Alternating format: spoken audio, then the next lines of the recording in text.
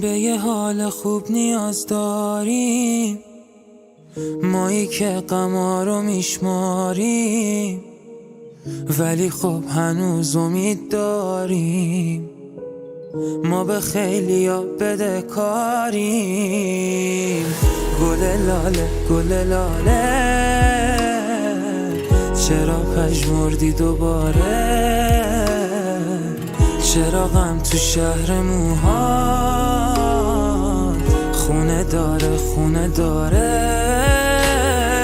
بالاخره پیداش میشه یه رو رنگین کمون، دیگه نمیگیره هیچ وقت رنگ غم آسمون. یه روز خوب میاد که بد نشه حالمون، نشکنه بالمون پر پروازمون.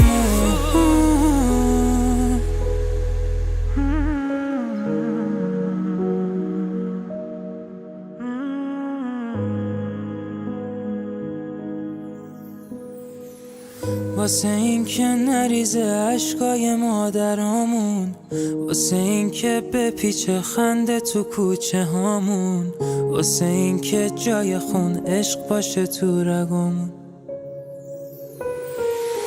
واسه این که حال تو میفهمم و درک میکنم.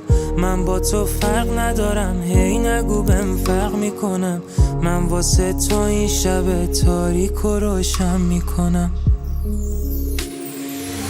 ما فقط به یه حال خوب نیاز داریم، ما فقط نمیخوایم غما رو بشماریم، ما فقط هنوزم خیلی امید داریم.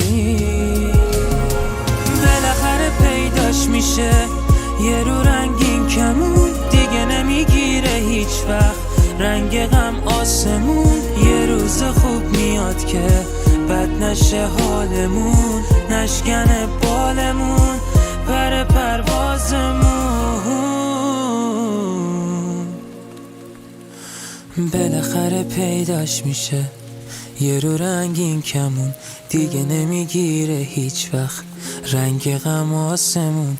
یه روز خوب میاد که بد نشه حالمون، نشکنه بالمون پر پروازمون.